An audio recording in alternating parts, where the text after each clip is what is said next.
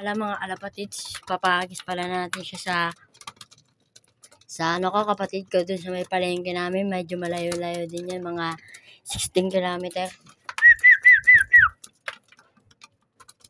Ayun na mga kalapatids.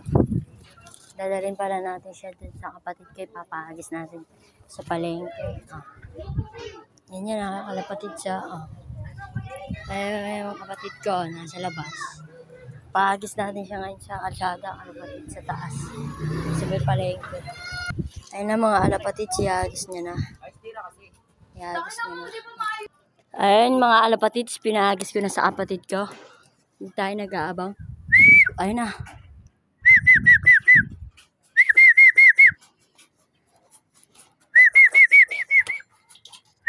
Ay mga kalapatid, nandito na agad siya sa ating kulungan. Papahagis ko, ihagis ako naman maghagis kalapatids. Ayun na mga kalapatids, yan yung loob ko.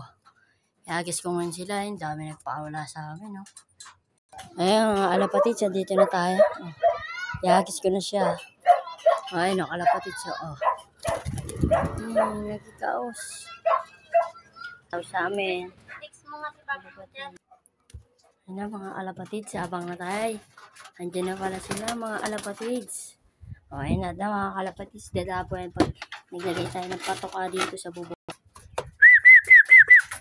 Kalapatids, sidapuan yan.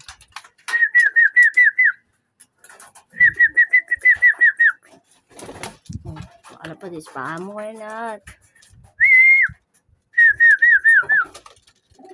Inaay ko kalapatids sa YB.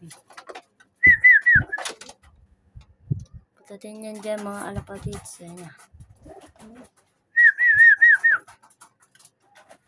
Ayan, inakay ko mga kalapatids.